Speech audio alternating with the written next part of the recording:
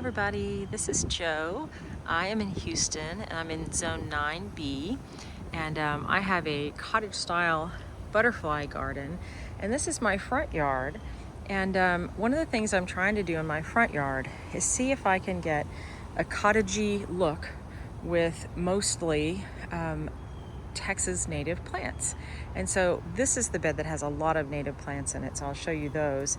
And everything's looking pretty nice, so we're happy with that. So the first thing I'm going to show you is yarrow. This is its second. Was like the first thing to bloom in my garden in February, and I just cut off all the old flowers because I got so many nice new fresh ones, and I love that ferny foliage. Look at that, isn't that wonderful? And next to it, this is a big chunk of Texas rock rose, which of course is closed up. This is late afternoon and it's already closed up, but I've got another one here. You can see I cut this one back and moved it, and so it's pretty far behind. It seeds very easily, so I've got more seeds here, and I want this to fill all the way in. And then next to it I have Salvia farinaceae. Oh, there's a nice little bee on that one for you. This is the native salvia, and so I've got a huge grouping of it here, and that's native. So then the next native plant is Gora. This one's self-seeded. I've got the big one is here, and so I'm hoping this will kind of visually grow into one big clump. And then the next native back here, and this is just larkspur. There is a native Texas larkspur. I bought some seeds last year for the native larkspur, and I don't think any of them came up, but I may try again. They were wildly expensive, and you got like 7 seeds. So I was like, well, we'll try again. This is dwarf Barbados cherry, and it's really putting on quite a show of flowers. That's native. Look how pretty. Isn't that wonderful? And then I'm gonna do something funny, different, and I'm gonna come straight back. Here's yet another Gora here. And these are white. I have some pink Gora on the other end. I'll show you in a minute. And then here is, this is just a shrub. It's not blooming now, but it does bloom a lot in the late fall and winter and early spring. This is Walters viburnum. This is the prettiest one. Next to it is the saddest one. Next to it is the medium sad one. I don't know why they don't all look fabulous, but you know, that's gardening. But that is a native shrub. And then back here, now it's been decimated pretty badly by a milkweed beetle, and it's just now coming back. That is a native milkweed called Asclepias perennis, so that's swamp milkweed. Here's something I've been pulling up for years called horse herb. It's just a weed, right? Except they're selling this in pots at my local native plant store. So I'll let some of it grow. I don't usually grow yellow flowers, but it's tiny. I'll leave it. And then the other thing back here, let's see if I can, it's just not really blooming. This is Salvia coccinea. This is coral nymph or similar, and it's not blooming at the moment, but that's coccinea is a native salvia as well. And then I've got some Ammi coming up. I had Ammi here last year. It's like a false Queen Anne's lace. It's spelled A-M-M-I, in case you're kind of wondering what I'm talking about. This, I put the seeds out in the fall, and this self-seeded from last year. And they're just little scraggly babies back there. Then I'll come back through here. This is porterweed. You can see it's got bloom spikes on it already, and I have a couple. Oh, this one's blooming. See, I haven't been back here in a little bit. Here, look how pretty. Isn't that wonderful? This is not native. I bought this thinking it was. There is one native porterweed that's blue. This is purple. And so if you're wanting the native variety in Texas, look for blue porterweed and look at the scientific name probably, and make sure you're getting the one you really want. This is lyre leaf sage, another Texas native, and it's not blooming much, but look how pretty and sweet. This one looks very sort of pinky purple, but there were some super blue ones in my backyard as well.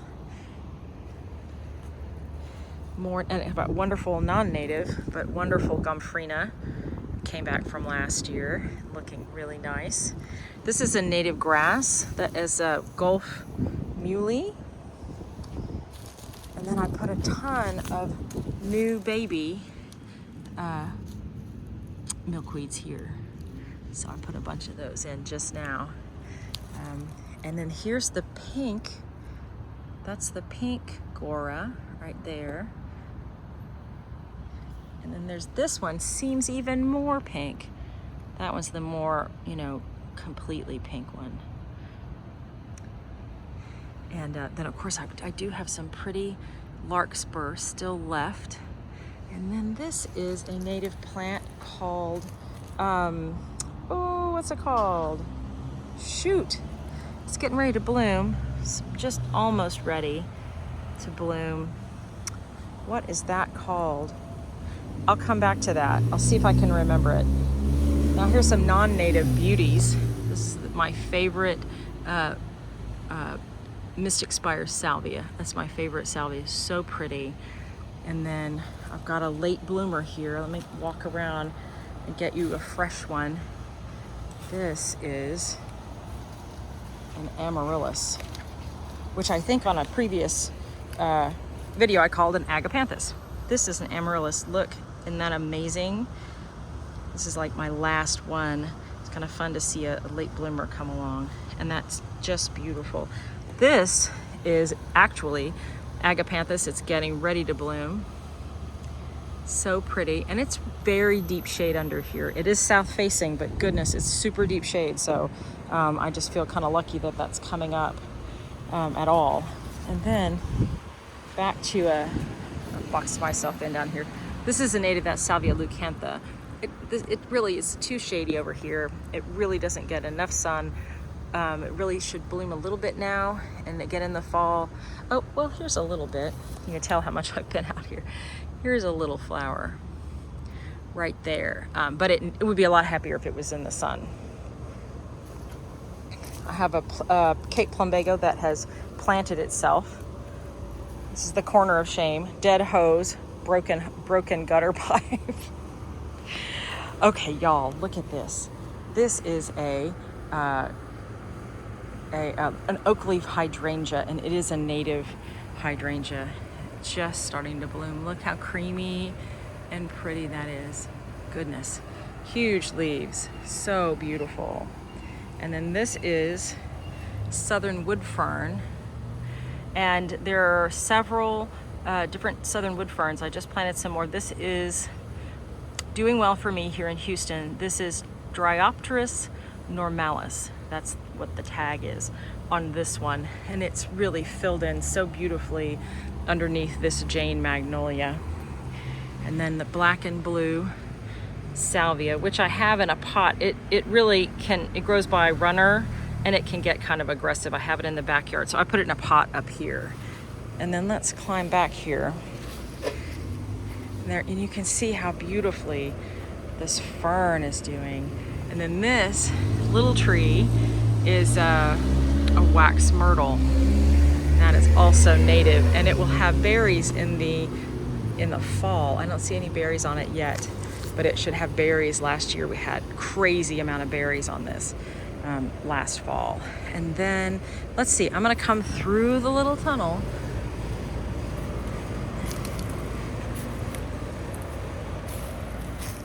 And I've got a couple of pepper plants back here. And then this, sort of tucked into the wax myrtle, is a senna, and it is a butterfly host, and that's why I'm growing that. Unfortunately, I can see that my helpful yard dude really cut that back pretty hard. And here are more Jane magnolia, Jane and something else.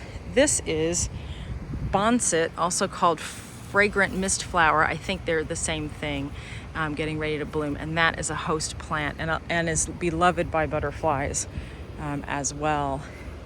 And then in the front, this big bopper, this huge, this is all one rose, and that is Mutabilis. Look at that. So pretty. And then, oh good, there's still a few flowers. This is a native, what's it called? Desert willow. Look at that. And we get so much rain in Houston, then I put anything with the name desert in it. I thought I better put it in a pot so it'll get watered less. So that's wonderful. And a Cape Plumbago growing in there.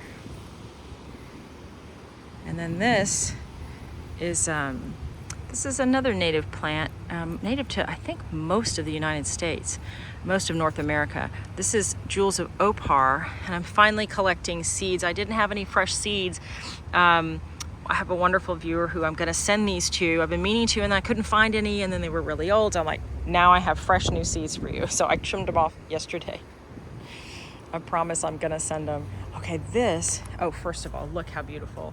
Don't you love a larkspur? And this deep blue, deep purple really is just fantastic. And this is Nicotiana. Now I grew this from seed last year and it came back this year. This is an ornamental tobacco plant. And so look how pretty. Last year it got very big and I kind of ended up cutting it out because it got too big. But right now this is just kind of perfect. And these are my last Texas bluebonnets. Everything else is pooped out, but look at these fuzzy seed pods. Aren't they awesome? So there's my last little Texas state flower, the bluebonnet, which is, I think that the botanic name is let's see, Lupinus texensis, something like that. And then here is a dwarf Salvia leucantha, which is blooming, but it doesn't look fantastic. As you can see, it does not look fantastic. All right, so I think this is looking good. Hi, how are you? Oh, thank you, thank you. I'm doing all right. How about y'all? Have a great walk. Thanks. Okay, here is that, sorry about that. Here is that Jewels of Opar blooming. Look how darling. See if I can get it in focus. And the sun just came out. Sorry, everything's going to be kind of washed out. Look how pretty. And the seed heads are that's sort of, sometimes I feel like the seed head is that's the headliner of this plant. And then here is Greg's mist flower. And the butterflies have seen it. And I'm going to tell y'all a funny story. You were aware of Buttercup, the kitty. There was a monarch on here, and I don't know if you can tell, you know in a cartoon when one of the cartoon characters goes through the door and it leaves the shape of the character in the door like cut out? Imagine a cat spread eagle right here. This was this beautiful puff with a monarch butterfly on it, and he just went thump and landed in there and caught the butterfly, but I was watching and I picked him up and the butterfly flew away. Think of him every minute now because there's a big buttercup shaped hole in the old Greg's mist flower. Here, this is all just coming up from last year. This is Gomphrena that's coming up. I moved one here. I put my big pentas here. I moved them and they immediately died, so I put something else in there. This is a pretty little rose here. And I've got more. This is finally coming back after the milkweed beetles. That's another milkweed, and I put tons more little baby milkweed in there. And this wonderful salvia that just came with the house 20 years ago. And then this, okay, we finally got, I roped my husband into helping with the front walk and all the weeds with the weed burner.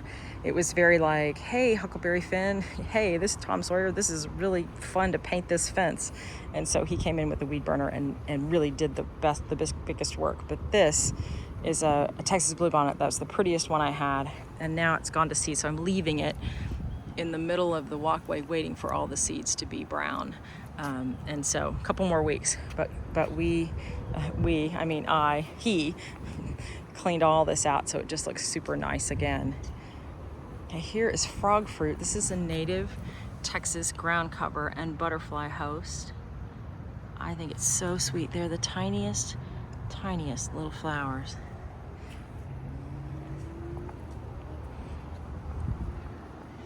And then, oh, there's a monarch, if we can get him. Oh, off he goes. And then over here, actually, let me go up to the front and show you. We've got lots of little profusion zinnias. Oh, there he is. Profusion zinnias that have come back, seeded themselves. And then this incredible, this is all Texas rock rose. I'm sorry it's all closed up for you. Lots of cleomes. Look how pretty. I've got this bicolor and a white one, and then somewhere on the other side I think is an all pink one. And then ivy geraniums. You know how much I love those. And then I've got some volunteer zinnias and volunteer plumbagos, and a white one I did actually plant. And then these incredible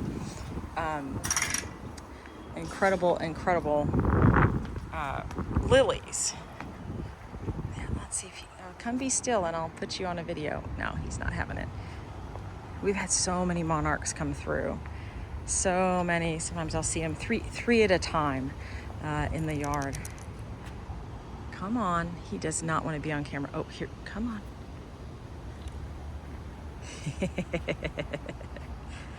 Like, okay, uncle. Crinum lilies are just amazing, and a lot of them are native to Texas, but of course I have no idea, you know, which ones are, and it's not something I have learned yet. Look how lovely. And this thing, my goodness, it's going to be 4 feet high. Isn't that wonderful? And then this is the shrimp plant starting to bloom, looking really pretty. And then capped off on this end is another, getting squished by the gate, another mutabilis rose there. And then my passion vine is finally getting pretty tall, waiting for those Gulf fritillary butterfly caterpillars to come. Let's look. It looks like something maybe eating, but I don't see any caterpillars. But I bought a new one, and then this one has sort of wandered off, the original one, and so we're getting him to go up. And then here's the mishmash of seeds I have thrown out on the driveway. The squirrels threw this out. We put bird seed out for them. And a nice sunflower, and this unkillable euphorbia diamond frost. This is Minoan lace mixed in here. It's not blooming currently. It's more of that. Oh, here's a little tiny flower. Coral nymph salvia, the Salvia coccinea. There's a little chunk of fennel in here. There's a little larkspur. There's some foxtail fern. There's a cleome. And here's a pretty rose. I don't see any current flowers on it. So I just threw a lot of seeds in here when I was walking by last spring. And then this really sweet little, let's see, what are these called? That's just a little, a little daisy. I'll think of it. Anyway, fleabane, that's what it is. It's Mexican fleabane, which is like a daisy adjacent flower. I think it's daisy adjacent or mum adjacent. Aster, it's an aster adjacent. You can tell I'm not the expert to listen to. I'm just showing you pretty things, but I'm not the expert on anything. We've got Mrs. B.R. Cant coming in for a few more flowers. Cecile Brunner has kind of gone over. I'm hoping if I trim it back, it'll bloom again for me. This is a huge Texas rock rose. And then I did a hodgepodge of these. I finally got most of my seedlings in the ground, and I stuck a bunch of random stuff in here. So I've got gomphrena. This is from last year. I forget the name of this plant. And then I've got a little gomphrena seedling and some basil seedlings. And that is a volunteer zinnia. So it's kind of a mess. And here I've got just a few seedlings left. that need to go somewhere. And I've potted up. This is a Gulf Coast penstemon, and I've potted those up, and the squirrels got to a bunch of my little things. And then look what I bought yesterday. Look at that cute little pot. Isn't that the cutest thing? So that's gonna go in my succulent theater. And then here's a look. Here's a nice look at the garden.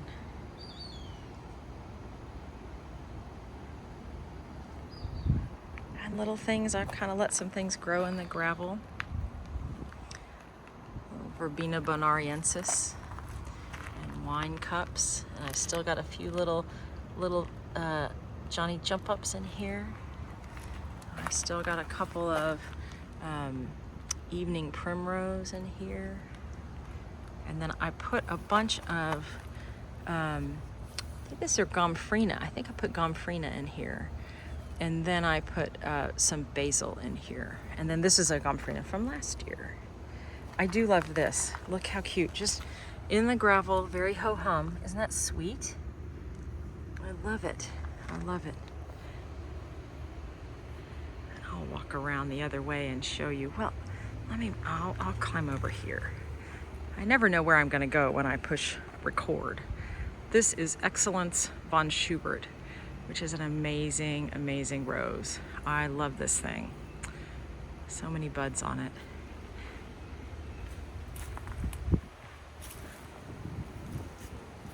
This is Salvia Amistad, finally coming into full bloom. So beautiful. And here's a few little fresh. Look how beautiful. My goodness. This is one of my favorite roses. I say that about every rose, but it's true about every rose. Here are my carrots. Look how cool. How cool is that? So one of the carrots, I plant various and sundry carrots, and I do have a little very short video in the last 6 months. I recorded it about how I grow. I just plant grocery store carrots in the fall, and this is what you get. But I planted different kinds of carrots, just whatever they have. So one carrot came out this giant thing, but another one I put like 3 or 4 in the same hole. That's different, but that's still a carrot. So they kind of have their own little personalities depending on which carrot you have. Lots of Verbena bonariensis. And then I put up a little short. I had a couple of coneflowers just die, like 24 hours from looking beautiful to dead. And I can see, I'm a little worried. It started out like this. I can't figure out what it is. It started like this. See, that was beautiful yesterday, but they just started to shrivel. And so I don't think we've figured out what it is yet, but you see, oh, see the leaves are shriveling. So I'll cut that out, but I don't know what's going on. If anybody has any idea, let me know. This is Amidara. I can tell because it's gonna look like one of those carrots, but it's pink and white, sort of almost like a deep purpley rose colored. So that's the first flower we're getting off of that. Some more larkspur mixed in with the fennel here. I'm growing for caterpillars. Is that oh, you guys, okay, I have so many caterpillars, I keep finding them. That, you see that little guy with the little white stripe down the middle? That is an eastern black swallowtail caterpillar. How fun is that? Y'all, I was gonna show you some in a minute, but I didn't even know that one was there. This is the black and blue salvia. Again, it's what I had in a pot in the front. Look how pretty. So pretty. And it's this whole swath around my fountain, my pond that is not in good shape. And then I've got, this is Duranta, and it is looking really pretty inside this little obelisk. And then I've got white salvia coccinea. I didn't buy it, it just turned, some of it seeded white. But I think it's pretty. And I do like a little bit of white in my garden. I know a lot of gardeners, including Monty Don with his jewel garden, I know a lot of people don't put white in their garden. They want just color. And I kind of like white. It sparkles a little bit for me. And oh, there's Miss Doubtfire. Hi, Pumpkin. I like it. I feel like it sparkles a little bit, and you can kind of see it at night. And so I like white in a garden. And this is that Minoan lace again. So pretty. And then here, oh goodness, they get so big. Look at all those caterpillars. Eastern black swallowtail. And there's more and more. How fun is that? Finally, I've gotten them so that I can get them past the stage of the lizards eating them all. Hello, Pumpkin. Such a helper. Okay, oh, that is a native salvia that I never can remember the name of. So pretty. I meant to dig it up and move it, and then I didn't, and now it's all too packed in. So that's gardening for you right there. This is Powwow Wildberry. I think that's one plant. And so I can't recommend that enough. The shorter version of an echinacea. This pretty nepeta. This is catmint. Walker's Low is the name of this one, which is really all I'm seeing these days. I don't really see another variety out in the trade very much these days. 25 years ago, I grew one called Six Hills Giant, and it was amazing, but I've never seen it for sale since. And then my little flower pot, look, my little phlox is kind of going over, but I'm getting new buds on it. And then this is my big patch of milkweed back here. And again, bouncing back from the milkweed beetle, I'm finally getting enough of a plant back to have a little flower. But I have not seen, after my first time getting a bunch of monarch caterpillars, probably 6 weeks ago now, that all disappeared in the same day, I have not seen any more. This daylily is huge, and it really is about to go crazy. It's got so many buds. And I think this was the prettiest Minoan lace I have, is this clump. I love that. And then a lot more. This milkweed is coming back, and then I planted some new. And I'm trying to keep not only the squirrels from digging it up, but also to keep a monarch mama from landing and putting an egg on this, because they'll eat all that before it has a chance to really take hold. And then, I'm just noticing buds on this daylily as well. This beautiful rose is almost wild. Is that right? Nearly wild? Nearly wild, I think. But I love this view of this. My color scheme, pink, blue, white, purple, and a little yellow here and there. But I love this view right here. And I forgot to show you, this went over very quickly, the pink rose back there 2 or 3 days ago. This was just a massive pink. That's Caldwell pink. When I circle back around, I'll show you what it looks like. It's a great rose, but it really does a big show, not for very long. And then it brings a little bit here and there. This is native Texas. That is Mexican hat. It's basically a wildflower from the side of the road, and it is one of my favorite things. I just love it. And then I can see that here is another little Amidara, but it's so pitiful and small. I don't know if it's ever gonna even do anything, really. It's a white swan echinacea, so pretty. And this is Souvenir de Saint Anne rose. But look how pretty that little combo is. I love it. And then there's an Amy. This is a white Amy right there coming up. It hasn't bloomed yet. Just came up from, volunteered. Hi, Pumpkin. Hi. I'm going so slow, and I'm doing both yards, front and back. I feel like this is going to be a really long video. I apologize for that. This is more of that Verbena bonariensis. But look what has joined the chat. This is a Monarda called Peter's Purple, which is absolutely not purple, it's pink. And you can see this whole thing, all of this is that Monarda. And so I'm super excited that it has come.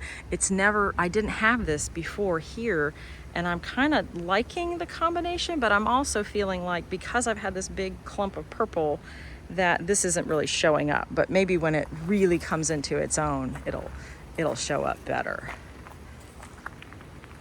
And then here's another little thing that's blooming this week. This is a local verbena called Gulf, what's this called? Vervain, Gulf Vervain, which is native, and I feel like I'm trying to grow it. It has the same kind of feel to it, the same color. It's going to be kind of tall and floaty. I'm getting grabbed by this purple hyacinth bean vine here. So this is my answer. I've always had trouble growing Verbena bonariensis until like kind of last year. And I'm hoping that this is a native variety that can give me the same happy feeling on the inside that the Verbena bonariensis gives me and be a native plant. And then look what's hiding. This just put itself here. This beautiful, beautiful echinacea. Oh, okay, that's her favorite thing. This bird hose protector. Is that your favorite bird? She cracks me up. She loves that thing. Let's see if I can get a pretty fresh one for you. This is Rockwall Sesquicentennial. Isn't that beautiful? So lovely. And more carrots getting ready to bloom. I've had so much milkweed, y'all. So all of this in here is more of the aquatic milkweed. This is a huge patch of Salvia leucantha, sort of surrounded by a lot of beautiful euphorbia, diamond frost, and a little gomphrena that planted itself here last year. And here's some more of that same Gulf Vervain. It's kind of laying down. It hasn't quite started to bloom yet. And my Heritage, which means they're going to get really big, my Heritage Penta, that's literally the first flower. And then, I think it's fun. I like having this gravel, and it kind of cracks me up sometimes because this Jewels of Opar just put itself here, and I just left it, and it kind of makes me happy. And then look at the beautiful, beautiful Salvia uliginosa, bog sage. Look how wonderful. I love it blowing in the wind. So lovely. I love it. Hello, Mrs. Hello, honey bunny. And then look at this wonderful, this is Gulf Coast penstemon, also known as Brazos penstemon. And if you know anything about Texas, you know that you're going to cross the Brazos River 1,000 times if you drive down any highway. It's everywhere. And then I put a lot of little things in here. I put more Gulf Coast penstemon that came up from seed. I just, I hit the point, y'all. I hit a wall and started putting clumps of seeds in. Like this was in a 4-inch pot, and I literally just pulled that block of soil apart and planted, because there were 8 million of them that came up. I just stuck them in here. I kind of hit the wall, like I'm tired of planting tiny seeds, tiny plugs. And so yeah, we'll see. I'm just gonna let them fight it out. And I've got some good looking cleomes coming up, and that one looks particularly nice. That will fill this in a bit. And this is a Verbena bonariensis that I dug up and put somewhere else, and I mostly just put this here so I wouldn't step on it. And then a little wild violet. That's a lot of people pull this up as a weed, but it is a butterfly host, and so I try to leave it if I have any. I leave it. Now we've circled back. Salvia amistad. Excellence von Schubert. Look at that, y'all. Y'all. Look at that. Amazing. This is another salvia. This is Salvia madrensis, which will be huge and has yellow blooms in the fall. And then this little gomphrena just came back just fine from last year. I didn't protect it or anything. It's sort of in a bottomless pot there. I mean, it was fun. And I've got a huge cleome that makes me happy, and another cleome. And then I put a different color and a different kind of gomphrena. I tucked it in there. And then look, this is my first hyacinth bean vine to bloom. Isn't that wonderful? I just love it on here. And more carrots here. And then I gotta ooch past all this Salvia madrensis. Look how sweet, isn't it pretty? That makes me so happy, y'all. There's a big one. And then, oh my gosh, you guys. What is this? A creature. Okay, I'm gonna just deal with what creature that is. Dead creature, that is later. I have no idea. It clearly got stuck in one of these. Oh my God, okay. Moving along. I'll put in the description if I know what happened. Sorry, I'm freaked out. Moving on. This is Salvia amanti, which is sort of the pink version of amistad right there. And it's really beautiful. My only complaint is that it gets yellow leaves that fall off like every year, and I don't know why, but it does. And oh, look how pretty this is. This is such a pretty combination with my little bicolor cleome, and then all that pink and purple behind it. This is getting ready to go crazy. This is Rattlesnake Master, Texas native. And here, let me see if I can get you at least a peek at some of this Caldwell pink that's going over, but you can see how pretty those flowers are. This is another complaint I have of some roses. When they go over, they don't finish well, which means they don't drop all their brown petals, and so you end up with a clump that's half beautiful and half brown. And so that's my complaint about this rose, but I still grow it, and I still love it. And then look at that massive carrot right there. That cracks me up. Massive. Let's see. Let's go back through here. Oh, and here, this is another Amidara, I think. I think I'm learning to tell the difference in the leaves. I think that's Amidara. And then I do have a few just regular old onions growing in there, just to see what, if I'm gonna let them bloom, and we'll just see what happens, right? See what they do. Worst case scenario, I have onions to cook with.